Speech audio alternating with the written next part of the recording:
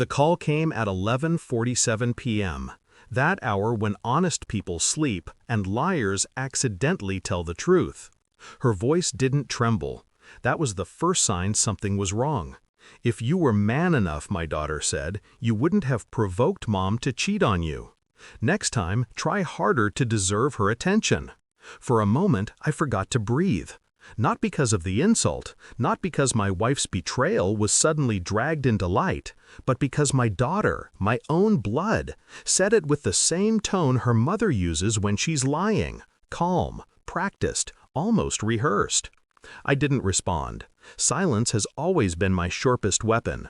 She exhaled, annoyed at my lack of reaction, then ended the call with a click that sounded like a door closing forever. I sat there staring at the wall, at the faint reflection of myself in the dark TV screen. A man blamed for the sins committed against him. A father turned into a villain inside his child's mind. Why now? Why that sentence? Why her voice carrying my wife's poison? I felt something shift inside me. Not anger, not heartbreak, something colder. A quiet decision.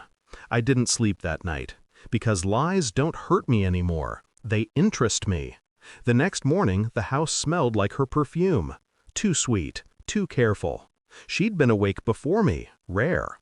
My wife moved around as if everything were normal, as if the night's venom hadn't leaked through the phone lines and onto my daughter's tongue. She brewed coffee, hummed. She didn't make eye contact. That was her mistake. She thought I hadn't noticed the late nights, the sudden work meetings, the turned-over phone, the new passwords, the lingering scent of a man who wasn't me. I had noticed everything. I simply hadn't reacted. Reactions give power. Observations take it back. I left for work without a word, but my mind stayed behind, watching her, watching the patterns, watching the lie grow legs.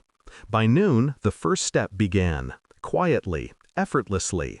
I checked the college account, the one I paid every month, even as my daughter treated me like a stranger, even as she pulled away under her mother's whispers. Tuition due tomorrow, payment not yet processed. Interesting. At 5:13 p.m., my wife texted, "Can we talk later?" I didn't answer. When I returned home, she was waiting on the couch. Makeup perfect, smile thin, hands shaking though she hid them under a throw pillow. I sat across from her. The distance was intentional. She opened her mouth, closed it, then tried again. "I think you're being distant." Distant. A word cheaters love. It shifts blame like a magician moves cards. I kept my expression still. "Do you?" She swallowed. Her eyes darted, guilt looking for an escape hole. I allowed her to talk, allowed her to dig her grave sentence by sentence. But I didn't respond, not once. Silence makes liars panic. Later, when she went to shower, her phone lit up on the nightstand. A message from a name that was too casual. "Same time tomorrow? Miss you already." I didn't open it. I didn't need to. Truth doesn't require effort when it's already rotting in front of you. I placed the phone back exactly where it was and walked out of the room. The evidence came the next afternoon. Not from sleuthing, not from confrontation, from a simple, calculated request. I asked the bank for a statement of joint expenses. Routine, boring, something a husband might do while reviewing finances.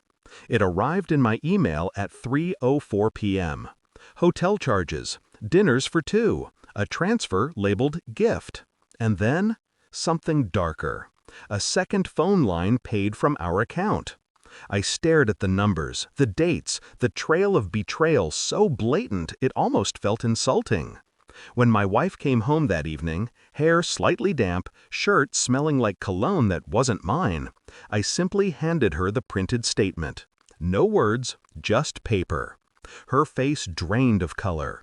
Eyes darted across the numbers. Hands trembling now, no pillow to hide behind. She opened her mouth to speak. I raised my hand slightly. Not a threat, not a warning. A reminder. She had already said enough. She collapsed onto the sofa, tears beginning to form. She tried to explain, tried to justify, tried to resurrect a marriage she didn't realize she had already buried. I watched her, emotionless, detached. There is nothing more terrifying to a guilty person than the silence of the one they wronged. Revenge doesn't always need flames. Sometimes it only needs a signature. One click. Declined. Not out of spite, not out of cruelty. Actions shape realities, and lies always come with invoices.